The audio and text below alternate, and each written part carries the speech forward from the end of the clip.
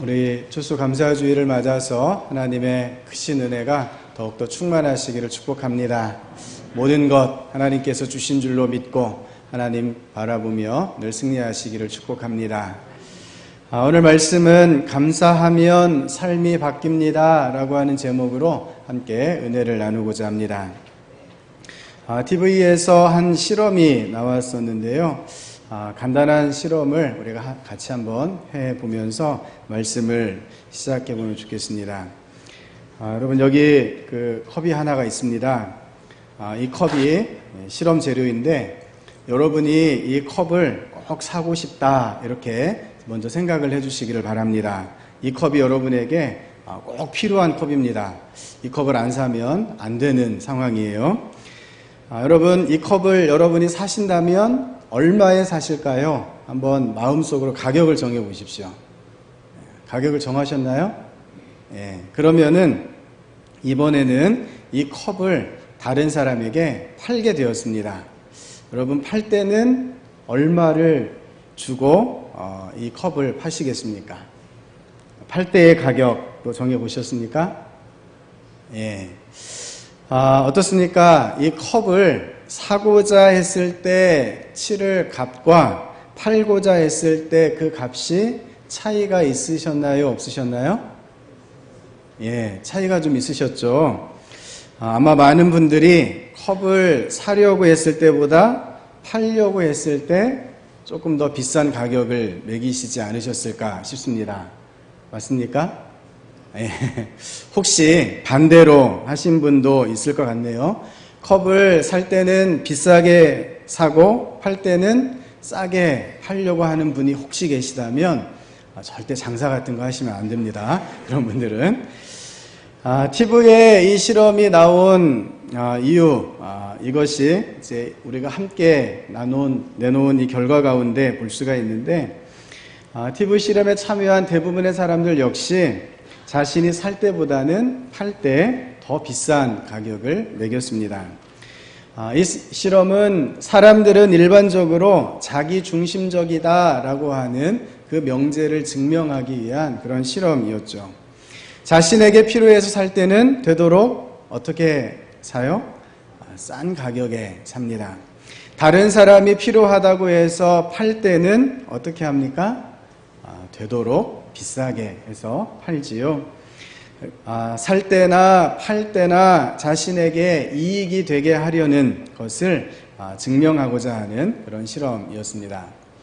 성도 여러분, 오늘 우리가 함께 읽은 본문 뒷부분인 29절 말씀에 보면 어떤 사람이라도 자신의 몸을 미워하는 사람은 없다 이렇게 말씀을 하십니다. 자기 중심적이고 그리고 이기적인 사람들의 모습을 잘 보여주는 말씀이지요.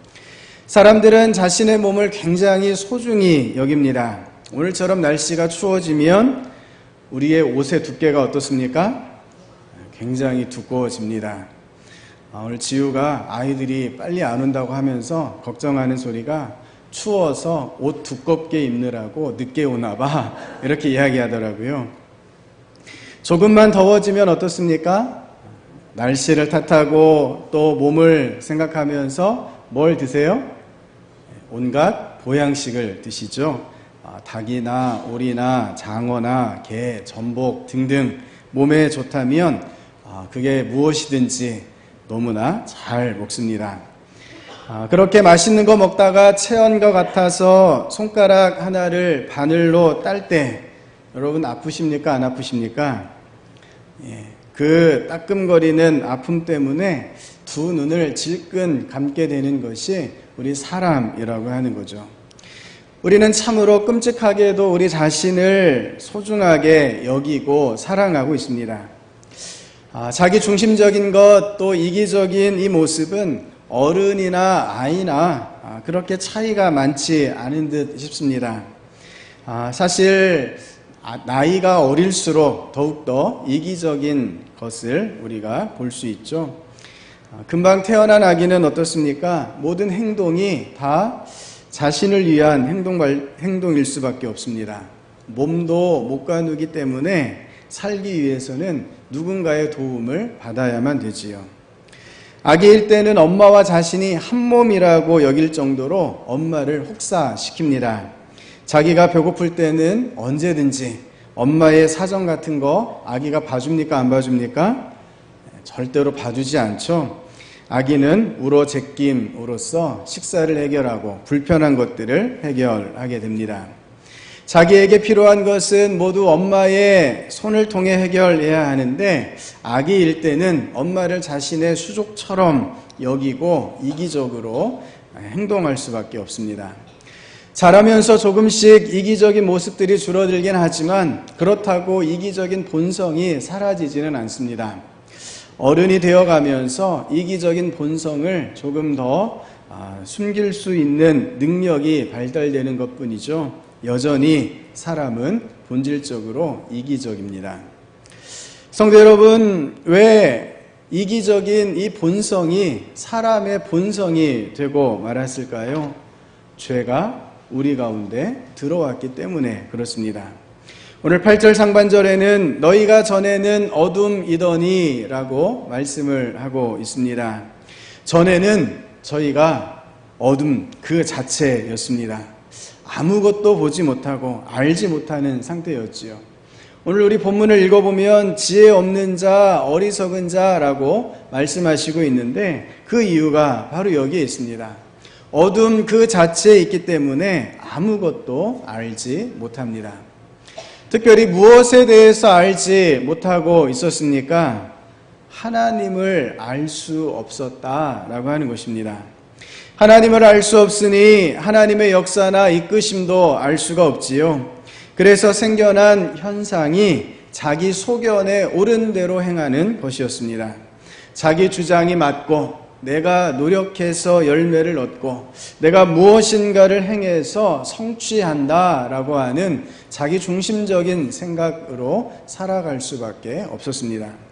본문 12절에 그들이 은밀히 행하는 것들은 말하기도 부끄러운 것들이라 이렇게 말씀을 하십니다. 자기 자신을 위해 다른 사람들까지도 이용해버리는 존재가 되고 만 것이지요. 이기적으로 자기 자신만을 위해 사는 삶, 부끄럽고 참으로 부끄러운 삶일 수밖에 없습니다. 성도 여러분, 하지만 주님의 빛이 우리에게 비추게 되므로 우리가 하나님을 알게 된 줄로 믿습니다. 하나님의 구원과 하나님의 사랑을 깨닫게 된 줄로 믿습니다. 내 인생이 내 것이 아니라 하나님의 것이다 라고 고백할 수 있게 되었지요. 내 생사화복이 주님의 손에 달려있는 것을 고백하게 되므로 우리의 삶의 태도가 완전히 바뀌게 되었습니다. 이기적인 삶에서 이제는 감사하는 삶이 될 수 있다라고 하는 것이죠. 본문 20절 말씀입니다. 범사에 우리 주 예수 그리스도의 이름으로 항상 아버지 하나님께 감사하며 아멘. 빛의 비춤으로 하나님을 알게 되므로 우리는 하나님께 범사에 감사할 수 있게 되었다라고 하는 것입니다. 범사, 이 범사는 말 그대로 모든 일이지요. 우리 인생 가운데 일어나는 모든 일들이 이제는 하나님의 손 안에 있음을 믿기에 우리가 어떤 일 앞에서도 범사에 감사할 수 있게 되었습니다. 예수님의 십자가 사건으로 인하여서 우리 삶의 모든 것이 변화되었다라고 하는 것이죠. 여든이 다 된 한 할머니 권사님의 간증입니다. 이분이 태어난 곳이 울릉군 북면 현포리입니다. 9남매가 있었는데 일찍 3남매를 잃었습니다. 그러다 보니 부모님께서는 아이들이 조금만 아파도 수시로 무당과 점쟁이를 불러들였습니다. 울릉도 섬이라 배를 타고 일을 하기 때문에 점을 치고 무당 같은 것에 굉장히 찌들어 있기도 합니다. 그러다가 평리라고 하는 곳으로 시집을 갔는데 또 마침 시집 간 그 집의 시아버지 점치는 분이었습니다. 벌써 50년, 60년 전 일이니까요. 병원도 없는 곳에서 사람들이 아프면 이 시아버지께 와서 점을 칩니다. 그러다가 가족이 아프면 다른 점쟁이들을 불러다가 점을 쳤고요. 그러니 이 며느리가 교회 근처에는 얼씬도 할 수가 없었습니다. 그러다가 생계 문제로 인해서 시부모님 밑에서 나와 따로 살게 되었습니다. 그리고 근처 교회에 다니기 시작했지요. 그랬더니 그 소문이 금세 시부모님 귀에 들어갔습니다. 시어머니가 이 며느리를 불러다가 앉혀놓고 따집니다. 내가 오늘은 너한테 항복을 받아야 되겠다. 우리 집안이 칠성을 믿는데 네가 예수를 믿으니까 집구석이 망하려고 한다. 예수 그만 믿어라. 안 그러면 돈 들여서 굿을 할 거다. 너 어떻게 할래? 서슬퍼런 이 시어머니 말씀에 며느리는 아무 말도 못했습니다. 그렇다고 예수 안 믿겠다 이 이야기도 못했지요. 결국 굿을 하기로 했습니다. 그것도 신내림 굿을 하기로 했죠. 당시의 굿은 공개 재판이나 다를 바 없었습니다. 며느리가 예수쟁이가 된 것이 문제 중에 문제다라고 하는 것을 온 동네 사람들에게 다 알리는 일입니다. 예수 믿는 것을 부끄럽게 만들기 위해서 굿을 시작하게 됩니다. 무당 둘을 불러 신내림 굿을 하겠다고 하시고서는 그리고 그 준비를 누구한테 시켰을까요? 교회 다니는 이 며느리한테 시킵니다. 며느리는 아무 소리 못하고 종이 사와라 초사와라 괴로운 마음이지만 할 수 없이 시어머니께 순종합니다. 그렇게 해가 저물고 굿판이 벌어졌습니다. 동네 사람들이 마당에 가득 찼습니다. 무당 둘이 붓과 꽹과리를 치면서 굿을 시작합니다. 며느리는 신음소리와 같이 예수님 저를 도와주세요 라고 기도할 수밖에 없었지요. 무당들이 자꾸 계속해서 신내림 굿을 하는데 그런데 이 며느리에게 신내림 체험이 일어나지가 않습니다. 마당에 앉은 사람들 중에 무당들이 사람들을 불러다가 신내림 굿을 하면 신이 내려서 펄쩍펄쩍 춤을 추게 되는데 이 며느리에게는 그 신내림이 통하지가 않습니다. 안 되니까 이 며느리의 시아버지를 세워놓고는 신내림을 합니다. 그랬더니 시아버지 역시 금방 신이 내려서 펄쩍펄쩍 춤을 춥니다. 급기야 무당이 협박을 합니다. 칠성하고 예수하고 이 집에 같이 있으니 이 집은 집구석이 망한다. 어떻게 할래? 신내림이 통하지 않으니까 그 굿판에서 대놓고 이렇게 협박을 합니다. 그때 이 며느리가 마지막 용기를 내어 이렇게 말합니다. 제가 오늘 저녁에라도 보따리 싸서 가라고 하면 가겠습니다. 하지만 저는 예수 안 믿으면 죽습니다. 나는 예수 안 믿고는 못 삽니다. 사태가 걷잡을 수 없이 치달았습니다. 이 시어머니는 금방이라도 매질을 할 것처럼 그런 표정을 지어 보입니다. 동네 사람들도 같이 돌이라도 던질 기세입니다. 그때 시아버지가 이만 됐다고 굿 그만하라고 돌아가라고 무당들과 동네 사람들을 쫓아내 버렸습니다. 그리고 얼마 후에 시어머니가 꿈을 꾸는데 꿈이 꼭 현실 같더랍니다. 꿈에 하얀 옷을 입은 영감이 나타나서는 네가 진 짐을 다 나에게 맡겨라 라고 말씀하더란 거죠. 시어머니가 누구를 만났습니까? 꿈에 예수님을 만난 겁니다. 그리고 부흥회 때 교회에 나와 예수님을 믿게 되었습니다. 그리고 이 시어머니가 이렇게 고백합니다. 내가 예수 안 믿을 때에 며느리에게 한 게 다 죄더라. 성도 여러분, 시어머니가 예수님을 믿고 그 삶이 완전히 변했습니다. 이전에 그렇게 구박하던 며느리에게 했던 모든 일들이 죄임을 깨닫게 된 것이죠. 이제는 예수님 믿게 해준 며느리가 너무나 고맙다고 감사하는 삶을 살아갑니다. 이 시어머니가 96의 나이로 돌아가실 때까지 예수님 잘 믿다가 주님 품에 안기셨습니다. 성도 여러분, 우리가 그렇게 세상에 속해서, 우상에 속해서, 귀신에 속해서 나 자신만을 알던 그 삶에서 벗어나서 예수 그리스도를 믿게 되었을 때 우리 삶이 감사의 삶으로 바뀔 수 있게 되었다는 말씀입니다. 예수 그리스도의 이름으로 우리가 이제는 범사에 감사하는 삶을 살아갈 수 있게 되었습니다. 감사는 단지 감사하는 것 그 자체로 끝나지 않습니다.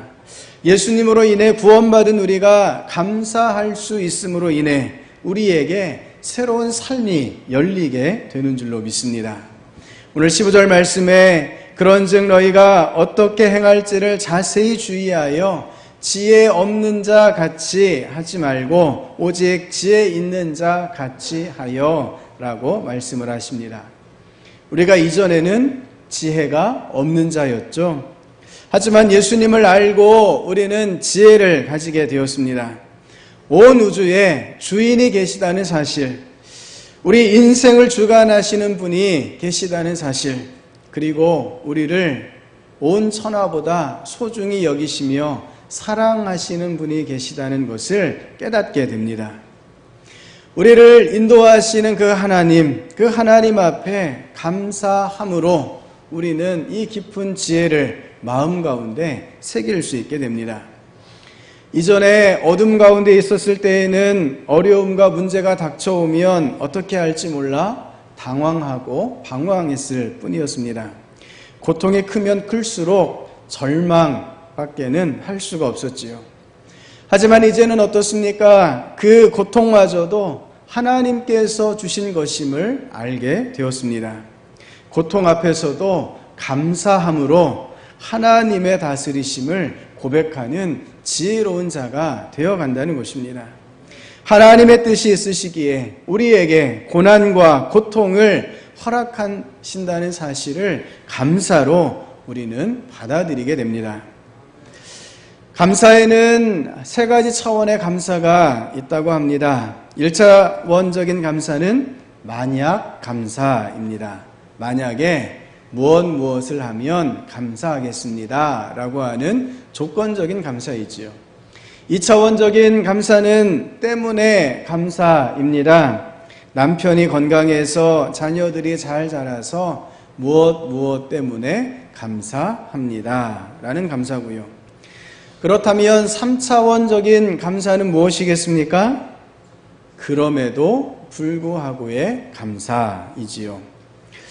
3차원의 감사, 그럼에도 불구하고 감사한 이유는 모든 역사를 하나님께서 이끌어가고 계심을 믿기에 이 3차원의 감사가 가능하다라고 하는 것입니다. 3차원의 감사는 우리를 지혜롭게 합니다. 감사를 드림으로, 그럼에도 불구하고 감사함으로 우리는 하나님 앞에 온전히 엎드릴 수 있게 됩니다. 그래서 나에게 가정 가운데, 교회 가운데 더욱 온전한 하나님의 역사가 나타나게 되는 줄로 믿습니다. 16절에서는 세월을 아끼라 때가 악하니라 라고 말씀을 하시지요. 이 세월이라고 하는 단어는 헬라어의 카이로스를 번역한 단어입니다. 카이로스는 일반적인 시간과는 조금 다른 개념이죠. 하나님께서 역사하시는 시간, 하나님께서 역사를 일으키시는 기회를 뜻합니다. 세월을 아낀다라고 하는 것은 하나님이 주신 기회를 놓치지 않는 것입니다. 세월을 아낀다 하는 것은 우리를 사랑하사 우리에게 부여해 주신 하나님의 기회를 감사함으로 받아들이는 것, 그것을 뜻합니다. 이전에는 우리가 하나님의 기회가 우리에게 주어졌음에도 불구하고 불평할 때가 많았습니다. 문제를 해결할 수 있도록, 죄에서 빠져나올 수 있도록, 또한 일그러진 관계가 회복될 수 있도록 하나님께서 기회를 주셨는데도 그 기회를 무시했던 어둠 속 죄인들이었다는 것입니다. 그런데 왜 우리가 그렇게 하나님의 기회를 무시했을까요? 그 기회가 때때로 우리가 십자가를 져야 할 때였기 때문에 그렇습니다. 주님께서 그러셨던 것처럼 낮은 자리에 서고 희생을 무릅쓰고 십자가를 감당해야 하는 자리이기에 우리는 하나님께서 주신 그 기회를 불평하며 무시해버렸던 것이죠. 하지만 이제 우리는 감사함으로 십자가를 지는 자리로 나아갈 수 있게 된 줄로 믿습니다. 하나님께서 주신 절호의 기회, 하나님의 역사가 나타날 수 있도록 주신 기회임을 알고 감사로 십자가를 지며 그 귀한 길로 나아갈 수 있게 된 줄로 믿습니다. 성도 여러분, 이것이 바로 우리에게 성령 충만한 하나님만을 따르는 삶입니다.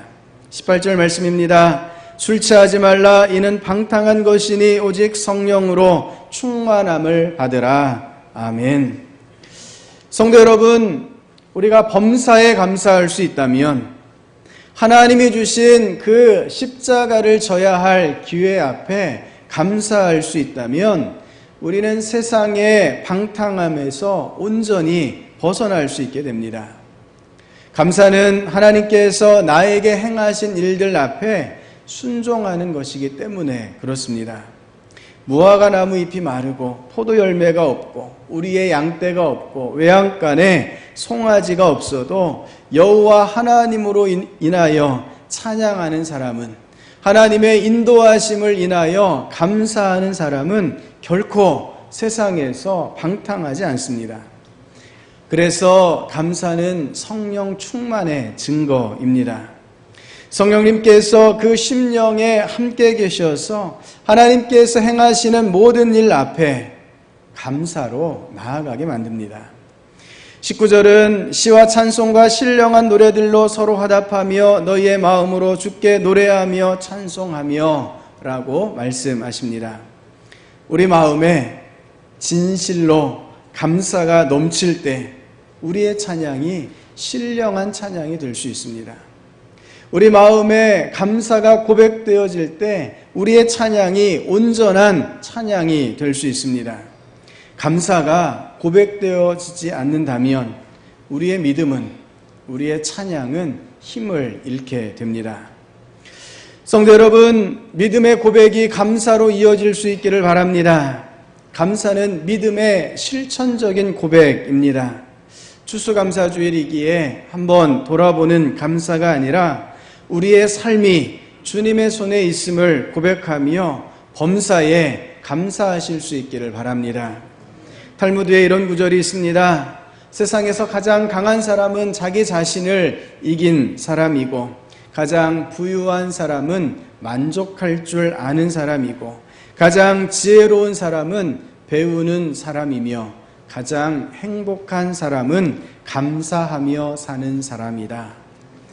오늘 저와 여러분은 주님과 행복한 동행 중에 있는 줄로 믿습니다. 우리 입술에서 마음 중심에서 감사가 고백되어질 때 그 행복이 더욱 커져가게 될 줄로 믿습니다. 우리를 인도하시되 영원토록 인도하시는 하나님의 손길을 기억하시며 오늘도 범사에 감사함으로 주님의 행복을 이루시기를 바랍니다. 감사가 우리의 삶을 바꿉니다.